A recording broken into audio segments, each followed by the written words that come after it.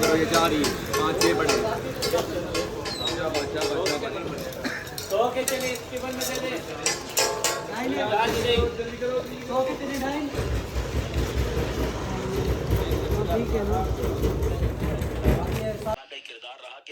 السلام علیکم ورحمۃ اللہ. میرا نام محمد عمر رضا اور آپ دیکھ رہے ہیں یوٹیوب چینل عمر رضا ٹریول ولاگ. اور آج سحری کا ٹائم ہے, 4:26 ہو چکے ہیں اور ہماری سحری آ چکی ہے.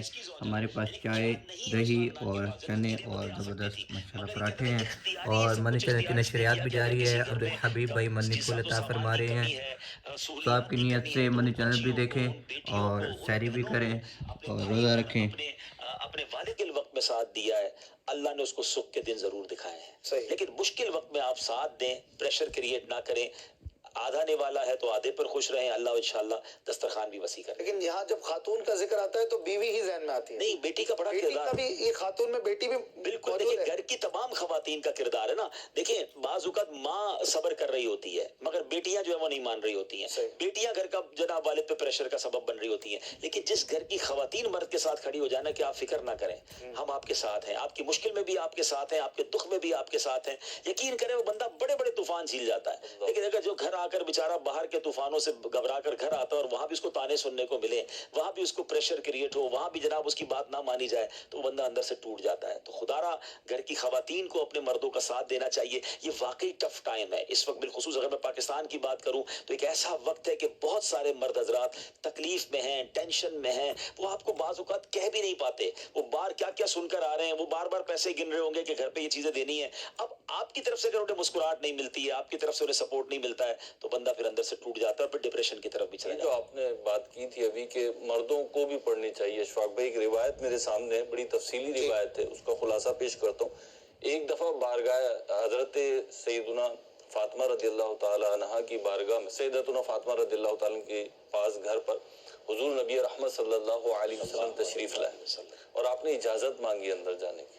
اچھا, اجازت مانگی, جب اجازت مانگی تو سیدہ فاطمہ رضی اللہ تعالی عنہ نے عذر پیش کیا کہ میرے پاس لباس جو ہے وہ بڑا محدود ہے. اچھا, تو حضور نبی کریم صلی اللہ علیہ وسلم نے بتایا کہ ایسے ایسے ایسے سیٹ کر لو. کہا اوڑھنی نہیں ہے. حضور نبی کریم صلی اللہ علیہ وسلم نے اپنی چادر مبارک دی کہ یہ اوڑھ لو, اور پھر تشریف لائے تو پوچھا کہ فاطمہ اپنا حال کیا پاتی. تو حضرت سیدہ فاطمہ رضی اللہ تعالیٰ عنہ نے عرض کی یا رسول تکلیف ہے اور بہت تکلیف ہے.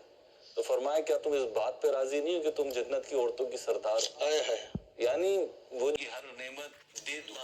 اور یہ بارگاہ رسالت ہے کہ دو جہاں کے خزانوں کی چابیاں ان کے ہاتھوں میں ہیں. مگر یہ تربیت ہے, یہ ساری امت کے لیے تربیت ہے. سبحان اللہ, کہ یہ انداز ہے. ہم سوچیں, واقعی میں ہم بھی سوچیں جیسے کہ خواتین کو اور میں ایک اور بات کہوں گا, جو آپ بات کہہ رہے تھے نا کہ ہمیں پڑھنا چاہیے اور گھر میں بی بی فاطمہ کی سیرت کو بیان کرنا چاہیے. میں نے خود ایکسپیرینس کیا ہے یہ بات کو مہروز بھائی. مرد کتنی کوشش کر لے گھر کا ماحول بدلنے کی, اگر گھر کی ایک عورت بدل جائے نا اور وہ نیک بن جائے, آپ دیکھیں گھر کا ماحول کیسے بدلتا ہے. جو امپیکٹ لیڈیز ڈالتی ہے نا گھر کے ماحول کو بدلنے میں, اگر آپ کے گھر میں کوئی ایک اسلامی بہن با پردہ ہو جائے, با عمل ہو جائے, تہجد گزار ہو جائے, اس کا جو امپیکٹ آتا ہے نا بچوں پر اور گھر پر, اللہ اکبر, وہ امیزنگ ہوتا ہے. تو واقعی ہمیں اپنے گھر میں خاتون جنت رضی اللہ تعالیٰ کی سیرت کو بیان کرنا چاہیے, اور اللہ ہماری ماؤں بہنوں کو اس پر عمل کرنے کی کیا بات ہے. کہ آپ ایکسٹرا دیں گے تو آپ کے جو آپ لوگوں کے دلوں میں جگہ بنا لیں گے. ایک بات مجھے عبدالحبیب بھائی نے بھی بتائی تھی, میں آن ایئر عرض کرتا ہوں کہ فرمایا تھا ایک دفعہ میں کوئی عذر لے کر گیا تھا تو فرمایا میں روز مشکل کام کرنے کی عادت ڈالو. میری اور حاجی صاحب کی بات ہوئی تھی. اچھا, میں کسی چیز سے معذرت کرنے گیا تھا اور ایسی تربیت فرمایا ماشاءاللہ ایک اور چیز مجھے دے دی. اچھا, تو مشکل کام کرنے کی عادت ڈالو. پھر اپنی بھی کچھ پریکٹسز بتائی تھی اور پھر الحمدللہ کسی حد تک لی.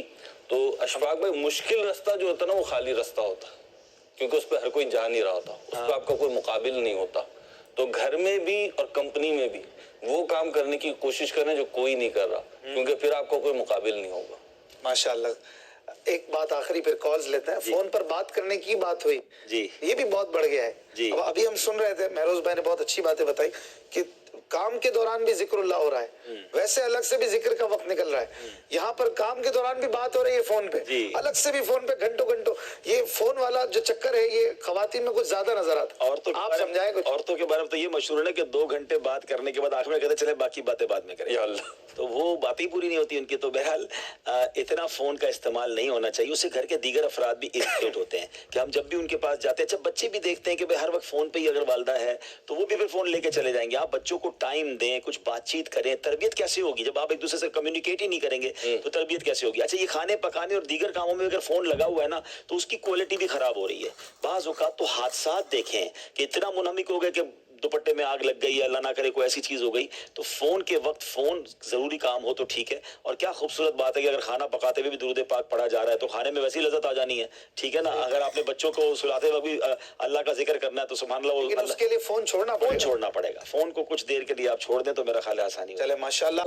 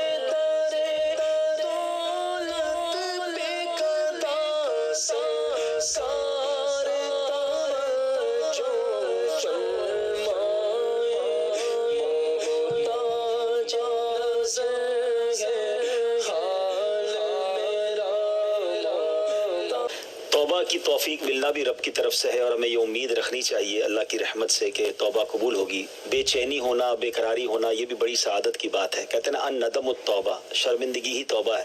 شرمندگی بھی توبہ ہے, تو ہمیں اللہ کرے کہ شرمندگی رہے. ہاں, یہ خوف بھی رہنا چاہیے کہ جو ہمارے گناہ ہیں اللہ کرے کہ وہ معاف ہو جائیں. وہ کہتے ہیں نا الایمان بین الخوف والرجا, ایمان تو نام ہی خوف اور امید کے درمیان شے کا نام ہے. اللہ پاک کرے کہ ہمیں شرمندگی بھی رہے, گناہوں کی وجہ سے بے چینی بھی رہے. آج تو حال یہ ہے کہ گناہ کر کے لوگ دیدہ دلیری کے ساتھ جی رہے ہوتے ہیں. اللہ کرے کہ اللہ پاک ہم سب کو سچی توبہ کی توفیق نصیب فرمائے. امتی ہے نا, غلام ہے نا نبی کی, اور ان کے رب نے ہمیں یہ فرمایا کہ تم نے فالو کرنا ہے اپنے نبی, تم نے پیروی کرنی ہے اپنے نبی کی. لائف ہسٹری فالو کریں میرے نبی کی, میرے محبوب کی. بھئی سیرت پڑھیں گے تو پتہ چلے گا نا آقا کھاتے کیسے تھے, بولتے کیسے تھے, چلتے کیسے تھے. میرے نبی کے رشتہ داروں کے ساتھ معاملات کیسے تھے, میرے نبی پڑوسیوں کے ساتھ کیسے تھے, میرے نبی اولاد کے ساتھ کیسے تھے, میرے نبی خاتون جنت کے ساتھ کیا حسن سلوک کرتے تھے. آج 3 رمضان ہے, خاتون جنت رضی اللہ تعالی عنہا کا یوم عرس. 3 رمضان کو آپ نے دنیا سے پردہ فرمایا. خاتون جنت آتی, میرے نبی حوصلہ افزائی کے لیے اٹھ کر کھڑے ہو جاتے تھے اور خاتون جنت کا ہاتھ چوم کر اپنی جگہ پر بٹھاتے تھے. سبحان اللہ. تو ہم سیرت پڑھیں گے تو پتہ چلے گا نا کہ ہم نے زندگی گزارنی کیسے. اللہ ہمیں توفیق عطا فرمائے. میرے آقا علیہ الصلوۃ والسلام کی سیرت پڑھیں تو ادفع باللتی ہی احسن کی تفسیر سمجھ میں آ جائے گی. ایک ایسا شخص